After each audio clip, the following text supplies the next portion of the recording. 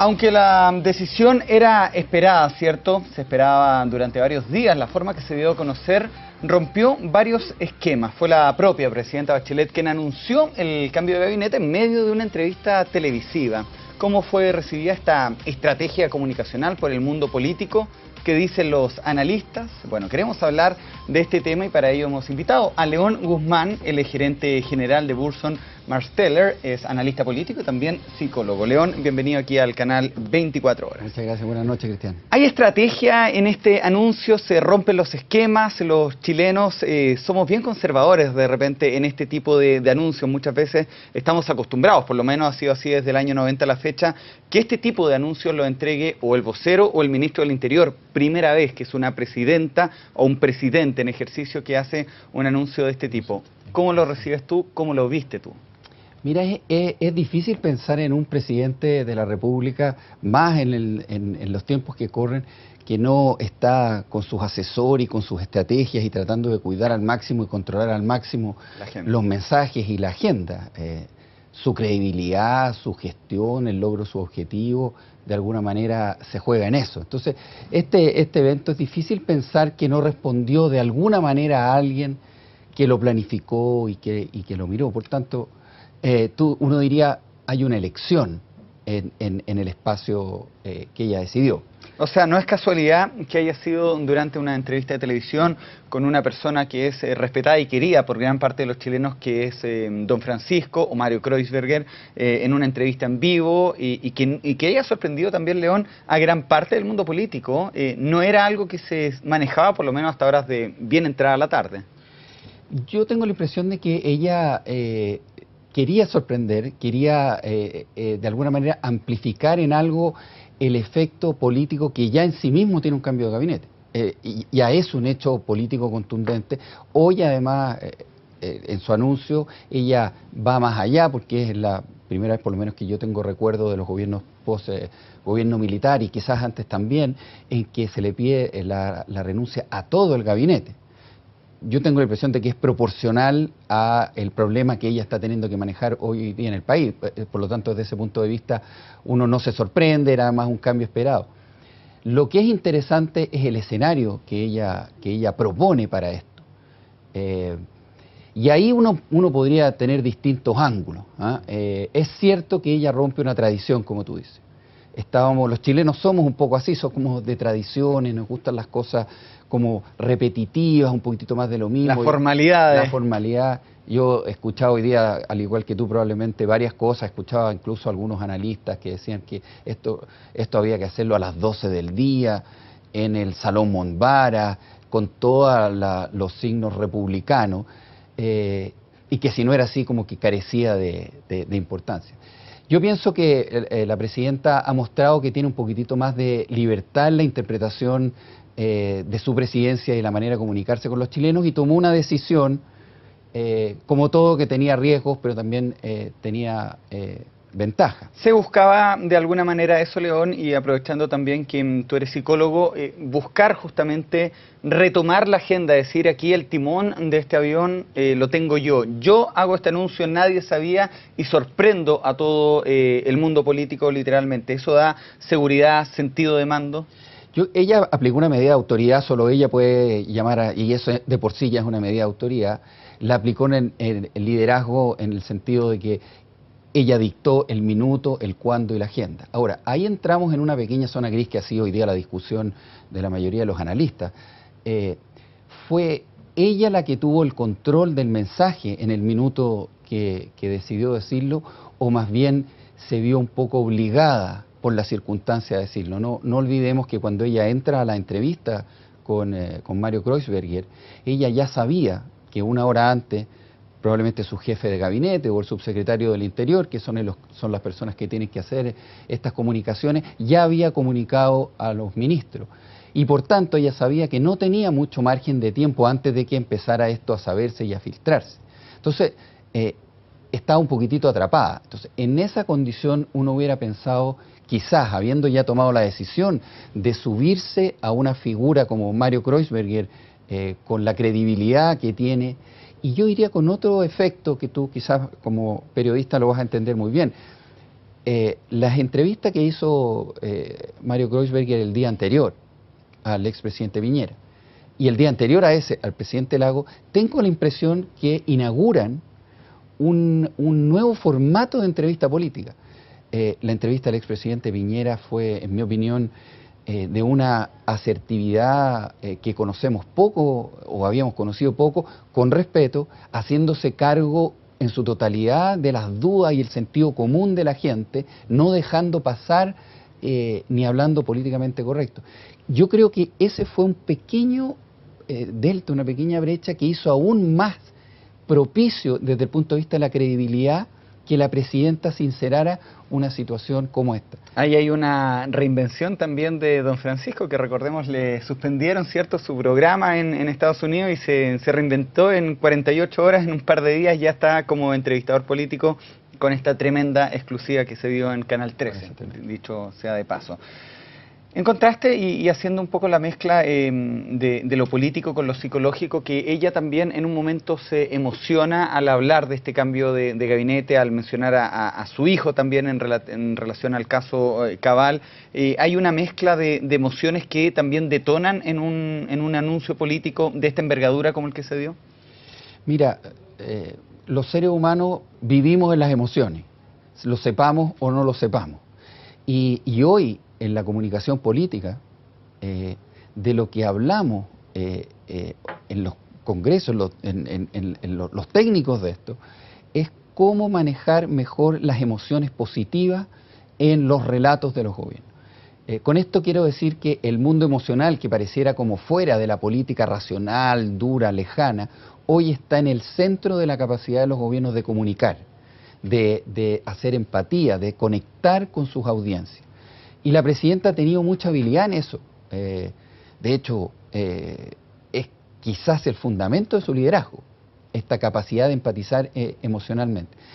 Puesto en la situación de ayer, sin embargo, y aquí podemos quizás diverger con algunas otras personas, lo que vimos, en mi opinión, no fue una presidenta en control de sus emociones y en el uso inteligente de su capacidad de empatizar. Mario Kreuzberger la deja en evidencia, que se emociona y dice que él sabe de emociones y que la encontraba emocionada. Más bien lo que vimos fue una presidenta que se quebró, que mostró un cierto grado, diría yo, de inestabilidad emocional que la tomó más que ella hubiera utilizado. Y quizás es comprensible, ella vivió minutos de tensión, es un ser humano. El problema es que tendemos a juzgar y a ponerle la vara más alta a un presidente de la República respecto al manejo de sus emociones. Pero teniendo ella esa gran capacidad de emocionar y emocionar al resto y conectarse, mi impresión es que el mensaje político ayer perdió un poco de fuerza en la medida que ella se sumió en esta emoción más que utilizó la emoción. ¿Se le pide también emociones diferentes, más duras a una presidenta como Michelle Bachelet por ser mujer? ¿Es un factor que influye? Te lo digo porque conversé con gente y me decía, bueno, ella es mujer, tiene derecho a emocionarse a hablar con el hijo. Y comparaban también la entrevista anterior con el expresidente Lagos cuando habla del caso del yerno del señor de la Fuente, dice que él en un par de horas había arreglado esto. Está esa comparación, la he visto mucho. Sí, pero yo hoy día, fíjate, las críticas más duras a la presidenta las escuché de parte de mujeres. Mujeres siendo muy duras sobre la actuación de una mujer y sobre la base de un juicio de que al hacerlo de esta manera, más allá de su emocionalidad, hubo como una falta de respeto. Esta idea de que le faltó el respeto a la gente por no seguir los procedimientos tradicionales. Entonces la emocionalidad pasó como a segundo plano. Nos quedamos un poquitito en la forma y no en el fondo. Ahora, León, aprovechando también tu expertise política, hablemos de lo que se podría venir. Hagamos política ficción. Acá viene un cambio de gabinete de proporciones. No van a cambiar al ministro del Medio Ambiente, al ministro de Bienes Nacionales, a la ministra de de cultura, con todo el respeto y que merecen ellos y sus trabajos. Pero si se hace un anuncio de esta medida y se piden 48 horas o 72 horas para hacerlo, es porque viene algo de envergadura. El comité político entero debería ser cambiado, ¿cierto? Y lo estamos hablando fuera de cámara. ¿Sacarían a estas figuras, por ejemplo, Rodrigo Peñilillo en Ministerio del Interior, o podrían ser enrocados?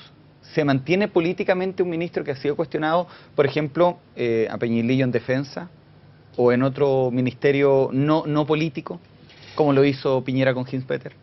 Mira, yo no sé cuál va a ser la decisión de la presidenta, ella estará en su discernimiento. Lo que uno esperaría es que ella se haga cargo hoy de lo que ha sido su relato en el gobierno y que lamentablemente sufrió esta grieta en estos últimos 4 o 5 meses.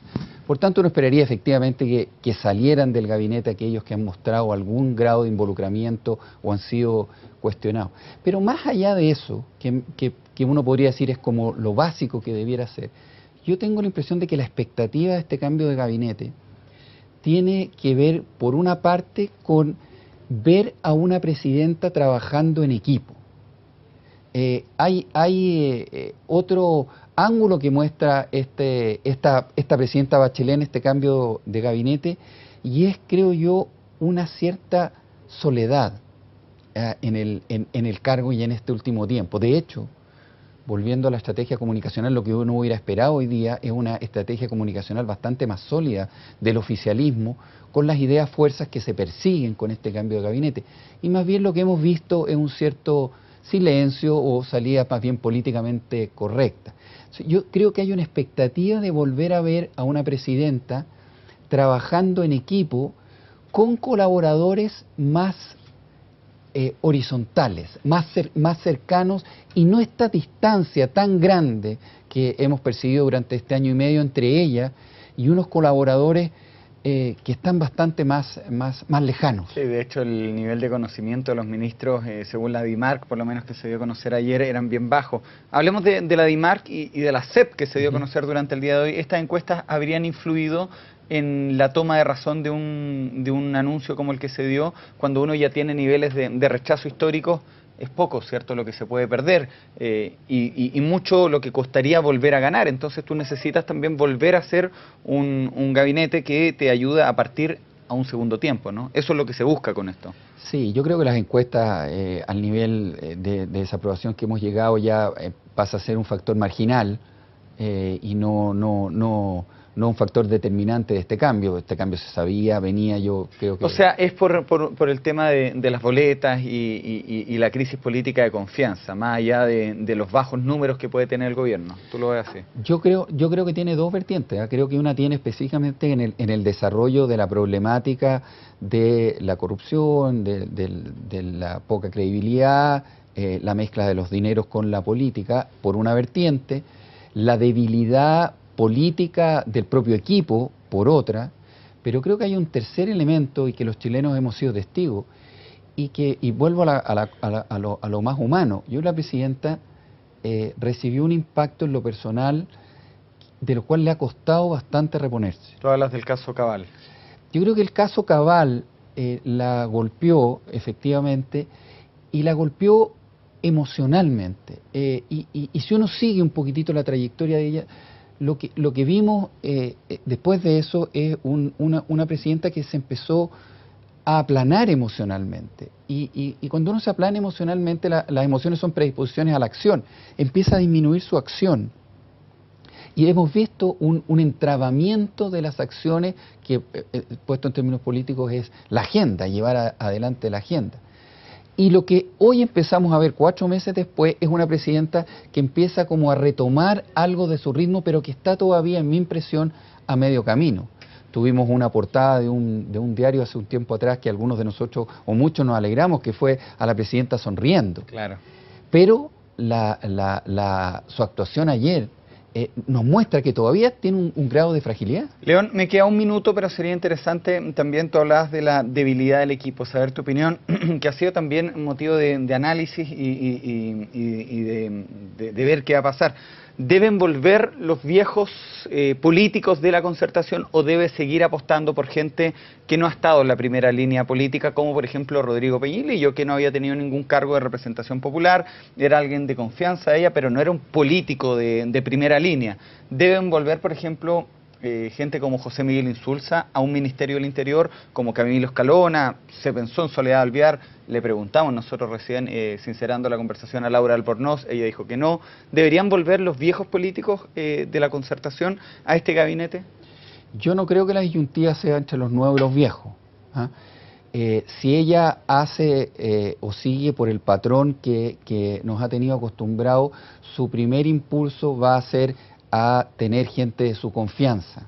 Ella nos ha mostrado que ella no se siente cómoda con, por más antiguos o nuevos que sean, o políticos de fuste o con menos experiencia, ella no se siente muy cómoda en sus colaboradores más cercanos con gente que no conoce. Por tanto, yo esperaría ver ministros que ya tiene movidos en algunas posiciones de blindaje o personeros de segunda línea que asumen primera línea.